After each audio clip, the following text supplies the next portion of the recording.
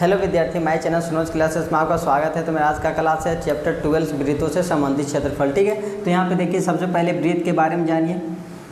ये आपका एक वृत्त है जिसका केंद्र क्या है, वो है। ये आपका केंद्र है जिसका क्या है, वो है। तो यहाँ पे देखिए उसके बाद ये वृत्त के दो बिंदुओं को मिलाने वाली रेखा को हम जीवा कहते हैं। ये आपका क्या कहलाता है, जीवा। ठीक है, वृत्त के अगर दो बिंदु को मिला दिए, देखिए यहाँ भी एक बिंदु और यहाँ भी बिंदु, तो इसको आप मिला दिए, क्या कहलाया, जीवा। एक बिंदु और लेके बताते हैं, यहाँ भी क्या हो गया, जीवा। एक बिंदु और यहाँ, ये आपका जीवा हो गया। ये भी आपका जीवा, एक भी आपका जीवा। तो एक वृत्त में अनंत जीवा हो सकती है। क्या हो सकता है, अनंत जीवा। जीवा का जो संख्या होगा आपका अनंत होगा। ठीक है, लेकिन देखिए जो केंद्र से होकर जो जाता वो रेखा, जो केंद्र से होकर जाता है उसे हम क्या कहते हैं, व्यास कहते हैं। व्यास को डी से डिनोट करते हैं। ठीक है, जो केंद्र से होकर जाती है उसे क्या कहते हैं, हम व्यास कहते हैं। व्यास को डी से डिनोट करते हैं। या तो फिर आप कह सकते हैं वृत्त के सबसे बड़ी जीवा, वृत्त के सबसे बड़ी जीवा। देखिए छोटा, इससे बड़ा ये, इससे बड़ा ये, इससे बड़ा कौन हो जाता है, ये जो केंद्र से होकर जाती है। तो वृत्त के सबसे बड़ी जीवा मेरा क्या कहलाता है, व्यास कहलाता है। ठीक है, तो जीवा और व्यास के बारे में आप लोग समझ गए होंगे। उसके बाद देखिए दूसरा डायग्राम से, ये आपका वृत्त है। वृत्त के दो बिंदुओं को मिलाने वाला क्या कहलाता है, वृत्त के दो बिंदुओं को मिलाने वाला क्या कहलाता है, जीवा। ठीक है, तो ये आपका क्या है, जीवा। और इस जीवा का जो भाग कटा हुआ है, ठीक है, ये इतना भाग और ये ऊपर वाला भाग, ठीक है, इसको कहते हैं वृत्तखंड। वृत्तखंड ये कहलाता है लघु वृत्तखंड। लघु यानी छोटा। ये आपका जो छोटा सा कटा हुआ भाग है वृत्त का, और एक वृत्त का बड़ा कटा हुआ भाग, इसको कहते हैं हम दीर्घ वृत्तखंड। दीर्घ वृत्तखंड। ठीक है, ये भी वृत्तखंड है, ये भी वृत्तखंड है, लेकिन ये दीर्घ वृत्तखंड हुआ, ये लघु वृत्तखंड हुआ, लघु वृत्तखंड। इसका जो क्षेत्रफल होता है, दोनों का क्षेत्रफल एक ही होता है। ठीक है, दोनों का फार्मूला या तो लघु वृत्तखंड का क्षेत्रफल ज्ञात करने बोले, या तो दीर्घ वृत्तखंड का क्षेत्रफल ज्ञात करने, तो फार्मूला आप यही यूज कीजिएगा। ठीक है, फार्मूला आप यही यूज कीजिएगा, आर का स्क्वायर, यहाँ से ब्रैकेट लीजिएगा, यहाँ पे pi theta by 360, R square bracket pi theta by 360 और माइनस में 1/2 साइन थीटा।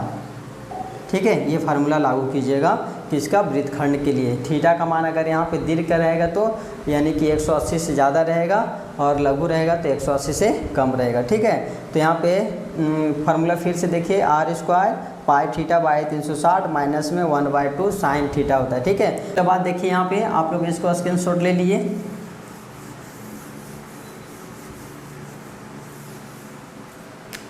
ये वाला आपका भाग जो कहलाएगा केंद्र से ये, ठीक है, ये वाला भाग आपका जो कहलाएगा, ये जो इतना निकाल देते हैं। ठीक है, ये वाला भाग और ये वाला जितना एरिया, जितना सिर्फ कट करके वो इसको निकाल देते हैं। ठीक है, ये वाला भाग ये है, और ये जो बच गया इसको अगर यहाँ पे व्यवस्थित कर देंगे, पूरा सा क्या बन जाएगा, आपका वृत्त बन जाएगा। तो ये वाला आपका जो भाग है ये यही सेम है। ठीक है, और ये वाला भाग आपको कहलाता है, ये कहलाएगा दीर्घ त्रिज्यखंड।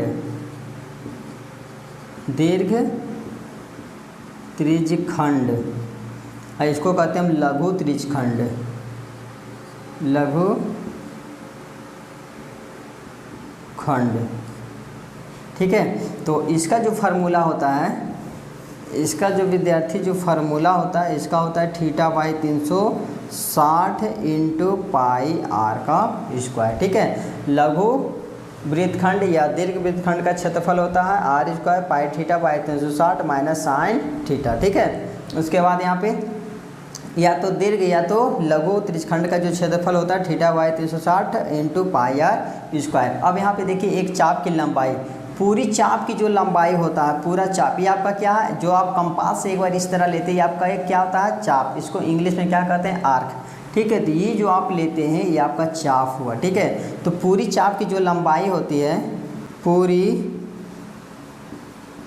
चाप की लंबाई जो होता है 2 पाई आर होता है। ठीक है, पूरी चाप की जो लंबाई होता है, जो पूरी चाप की लंबाई 2 पाई आर, जो वृत्त का परिमाप भी कहलाता है। ठीक है, पूरी चाप की लंबाई इक्वल टू 2 पाई आर, तो फिर वृत्त का परिमाप भी कहते हैं इसको, वृत्त का परिमाप,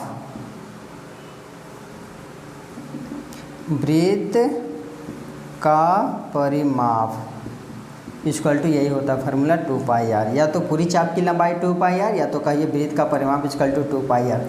अगर आपका चाप यहीं तक लिया गया है, ठीक है, केंद्र से अगर चाप आपको यहाँ से लेकर के यहाँ तक लिया गया, केवल थीटा का जो वैल्यू दे दिया आपको, जैसे 300 डिग्री दे दिया, ठीक है, यहाँ से यहाँ तक का कोण कितना बना, टोटल कितना होता है 360 डिग्री का। अगर पूरा एक बार घूम गया तो ये 360 डिग्री, यहाँ यानी 60 डिग्री को नहीं लिया गया है। तो यहाँ से स्टार्ट किया वो एक चाप यहाँ से लेके यहाँ तक बनाई, तो यहाँ तक चाप की लंबाई जो होता है इसके लिए फार्मूला अलग है। देखिए यहाँ पे चाप की लंबाई इक्वल टू होता है theta by 360 into 2 pi are.